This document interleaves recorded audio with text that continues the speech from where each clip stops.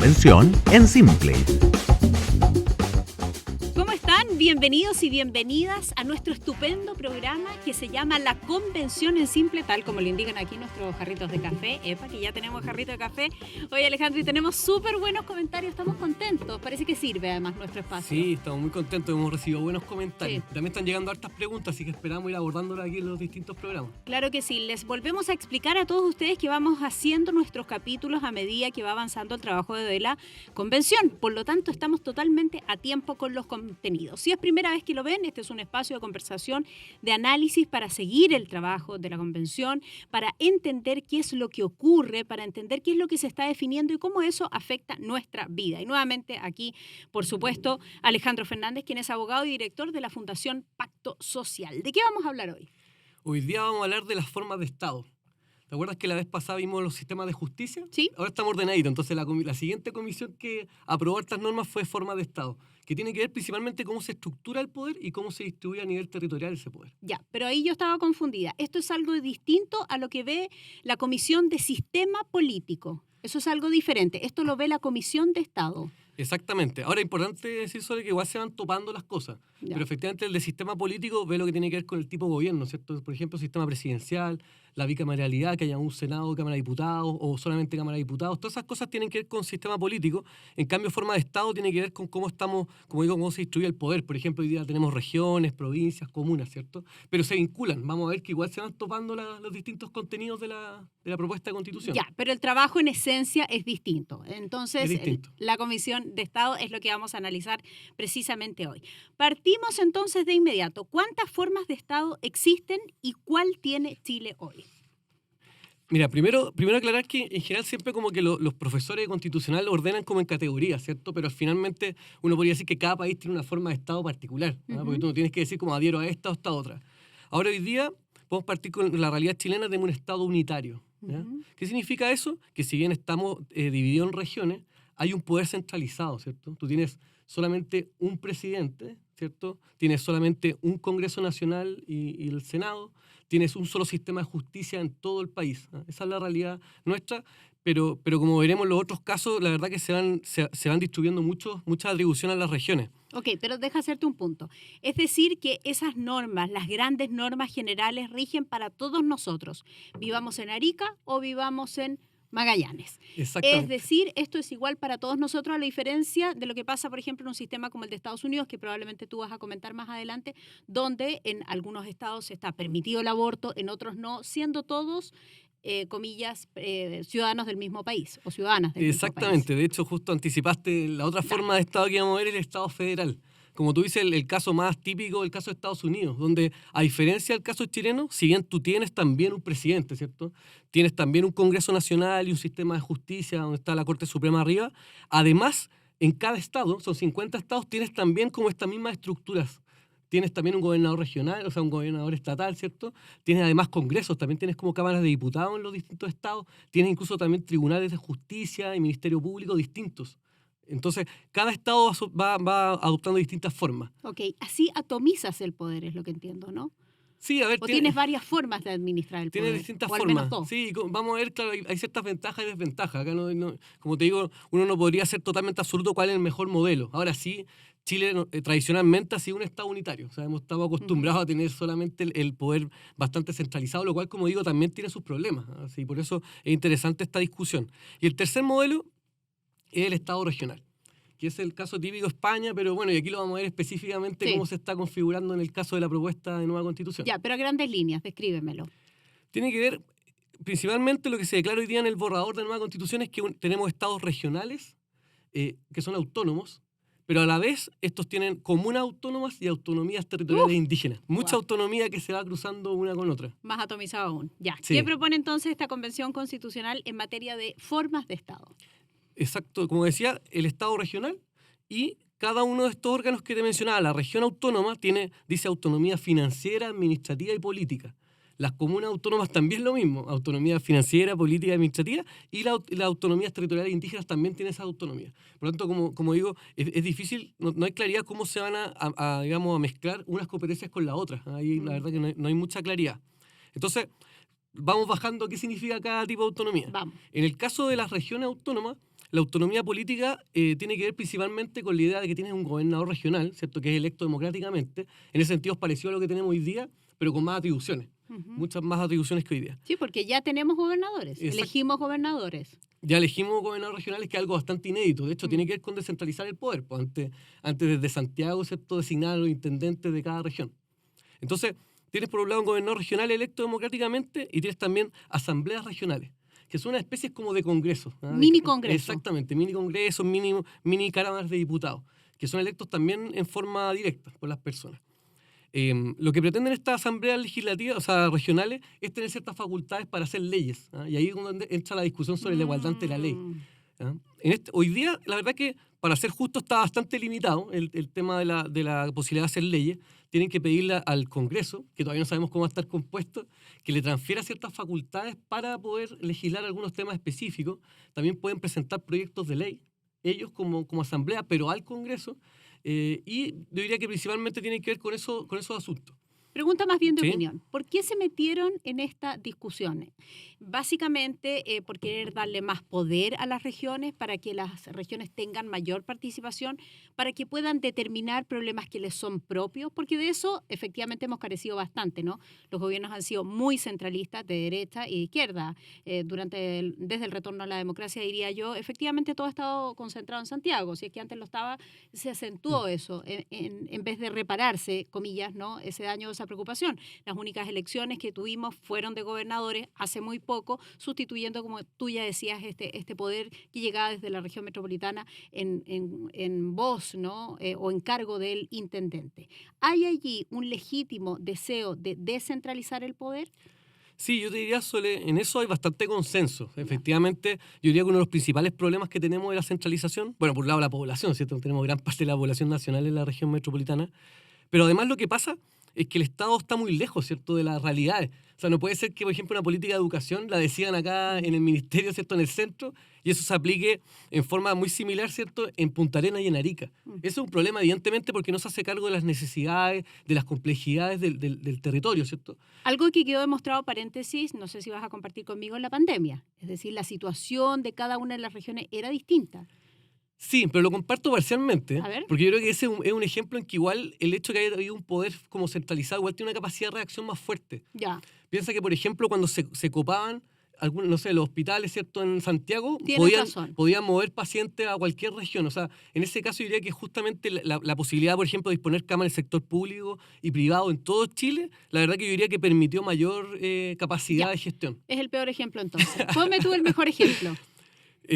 Por ejemplo, como decía, un caso de una política de educación. Tú tienes un currículum nacional, ¿cierto? Pero evidentemente no es lo mismo los niños que están acá en Santiago que los niños en Arica, ¿cierto? Tienen otra identidad, otras necesidades, ¿cierto? Y lo mismo en el sur, ¿cierto? No es lo mismo el caso de Magallanes. Entonces, obviamente que las políticas educacionales, por ejemplo, es razonable que tú las hagas más pertinentes. Lo mismo podemos aplicar a las políticas de vivienda, etcétera. O sea, por eso me parece que es súper legítima la crítica al Estado unitario actual.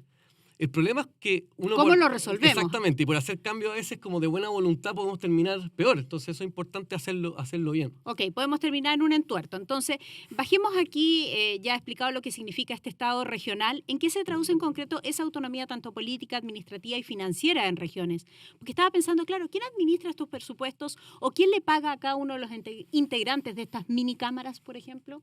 Sí, de hecho, bueno, la autonomía financiera justamente lo que tiene que ver para las regiones es que pueden endeudarse, por ejemplo, Claro. pueden también crear impuestos nuevos y también tienen su propio presupuesto. Y en principio no dice que bueno, que sean autónomos, ¿cierto?, financieramente, que darles poder, pero tiene ciertas complejidades. Por un lado, y yo diría que el principal es la solidaridad territorial que hoy día tiene el sistema del Estado unitario. O sea, hoy día todas las regiones se pagan impuestos y todo se va, ¿cierto?, al Ministerio de Hacienda, y el Ministerio distribuye los recursos de acuerdo a las necesidades, ¿cierto? Donde hay más vulnerabilidad, hay más programas sociales, por lo tanto más plata.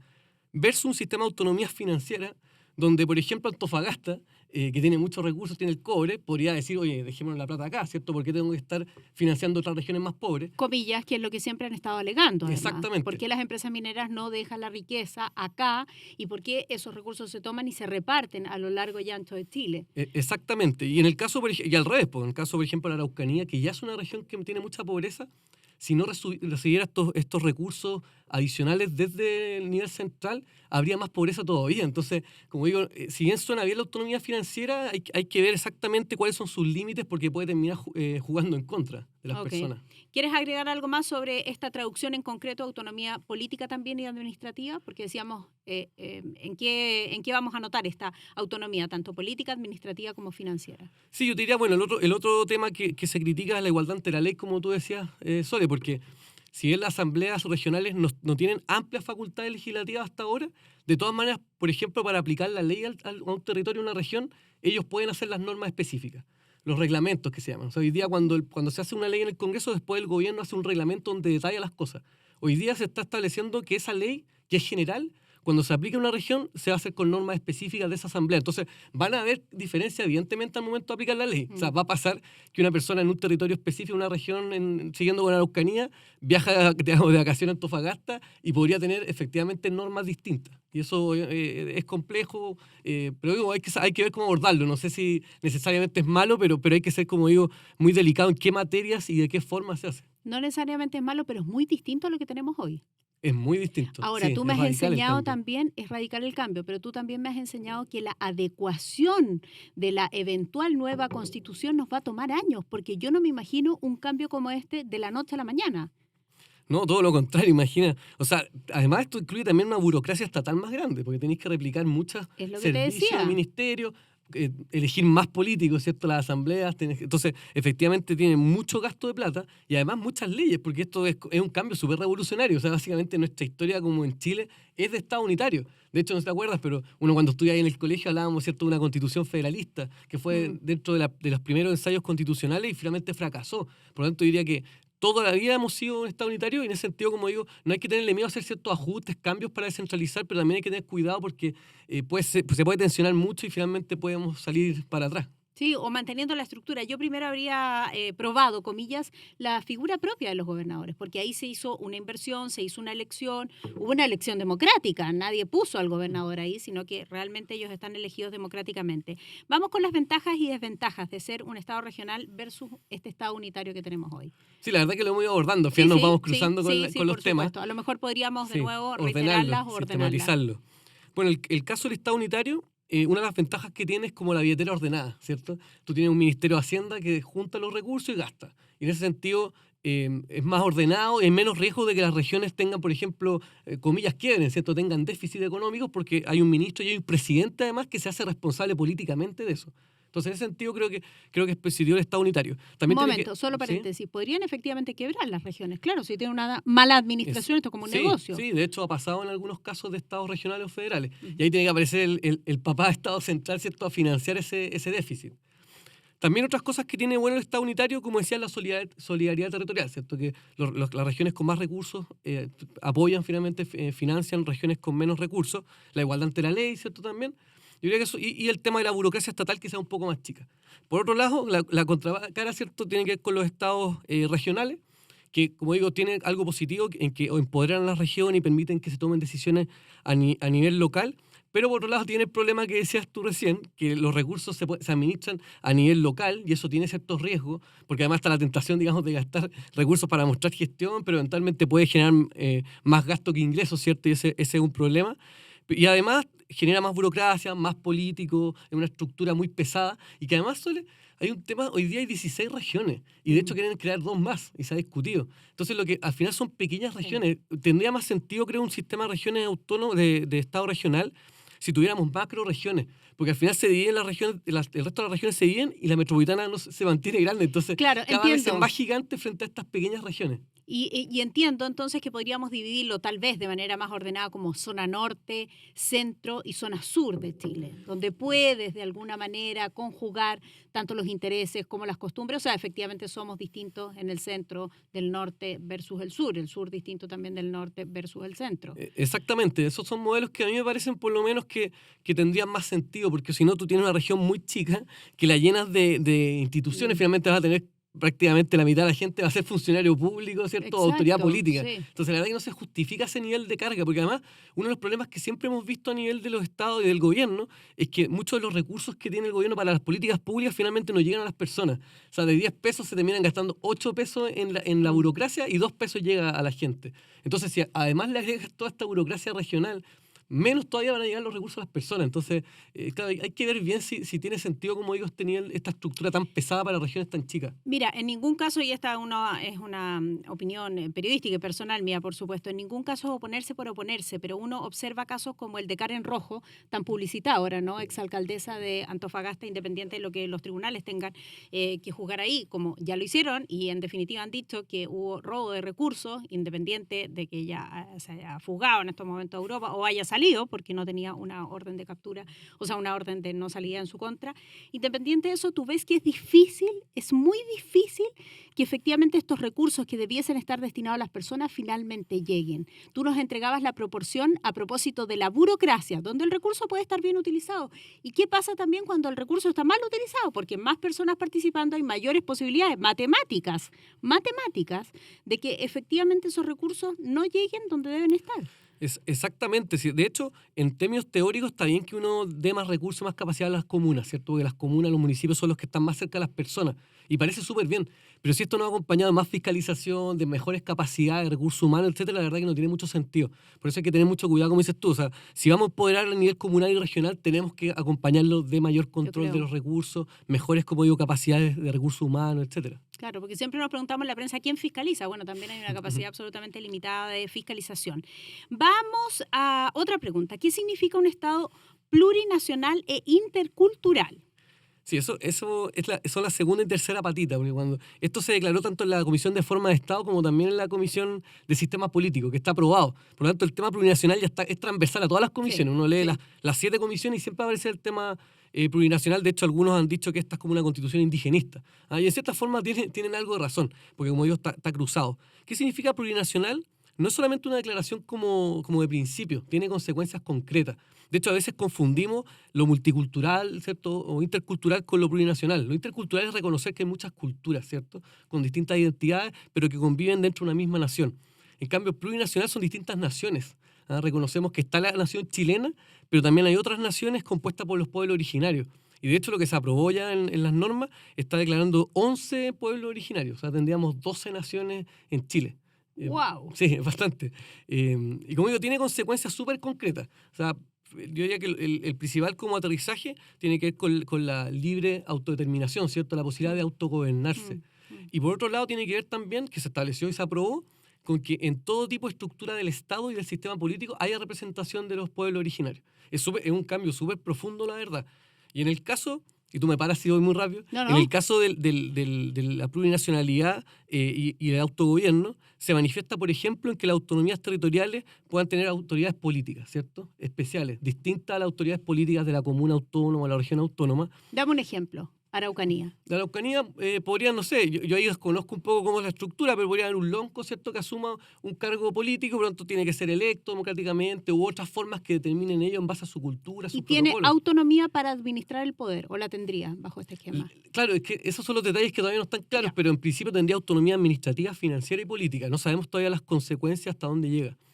Otro tema que tiene que ver con la plurinacionalidad es lo que vimos en otro podcast, que es el tema del pluralismo jurídico. O sea, también esa autonomía territorial indígena podría tener sus propias leyes y su propio sistema de justicia. ¿Ya? También es, como digo, bien profundo y bien radical. Además, lo que te decía también, está el tema de los escaños reservados. O sea, habría que asegurarle, tanto a nivel del Congreso, por ejemplo, ciertos escaños, pero también en toda la estructura del Estado. O sea, uno podría pensar en la Corte Suprema, en las Cortes de Apelaciones, etcétera. Siempre también que haya una cuota al menos de pueblos originarios. Todo esto, como digo, no está solamente a nivel de principios, pero de eso podríamos como deducir que así sería. Y lo otro que a mí me parece ya muy profundo y que va más lejos que la mayoría de las constituciones en otros países, incluso en Latinoamérica, que han incorporado este tipo de normas, es que establece que toda materia o asunto que afecte a los pueblos originarios, que afecte los derechos que están reconocidos en la Constitución de los pueblos originarios, requiere una consulta previa, pero además el consentimiento. Eso va súper lejos. ¿El consentimiento de quién? De esos pueblos originarios. ¿Pero qué? ¿Se hace una votación? Exactamente, lo cual, como digo, es súper radical, porque una cosa es consultar, que se hace hoy día, ¿cierto? Se les pregunta a las personas, pero la autoridad finalmente toma la decisión. Acá para que cierta política pública, por ejemplo, pensemos en educación, para seguir con el ejemplo, se toma una decisión en el Ministerio de Educación que se aplica a todos los colegios, pero resulta que en el caso de los pueblos originarios, esa autonomía territorial tendrían que hacer antes una especie de plebiscito para ver si quieren o no que se les aplique esa política pública que afecta de alguna forma a sus derechos, ¿cierto? La libertad de enseñanza, etc. Entonces, es casi tratarlos como otro país. O sea, de hecho, la figura, yo digo, parece casi como un tratado internacional. O sea, es como si nosotros quisiéramos aplicar materias en Argentina, tendríamos que llegar a un acuerdo. De acá para ver lo mismo, o sea, tienes que tener el consentimiento de ellos, claro. Lo cual, como digo, es bastante, eso sí que es un cambio muy revolucionario, me parece. Todo lo que has dicho hoy día me parece absolutamente revolucionario, parte de del trabajo, ¿no? De la Comisión de Estado. Nuestra intención siempre es una conversación informada, una conversación experta para entender qué es lo que tenemos hoy día, qué es lo que se está escribiendo y finalmente qué vamos a llegar a votar, ¿no? Recordemos que ese plebiscito es obligatorio, todos debemos participar para decir apruebo o rechazo esa Constitución, aunque hoy día se está hablando también de la eventual preparación de una tercera vía, para que en el caso de que alguien diga rechazo, diga, bueno, ok, pero hay otro camino, no vamos a quedar aquí en la nada. Qué interesante conversación, me sorprendiste con muchos temas. Sí, están pasando muchas cosas. Demasiada. Alejandro, 1.000.000 de gracias por estar aquí con nosotros, más gracias a ustedes que estuvieron atentos a nuestro podcast y que es apoyado además todo este trabajo por la Cámara Chilena de la Construcción, y ya nos volvemos a encontrar en otro programa con mucho más contenido. Que estén muy bien. Chao. Convención en Simple.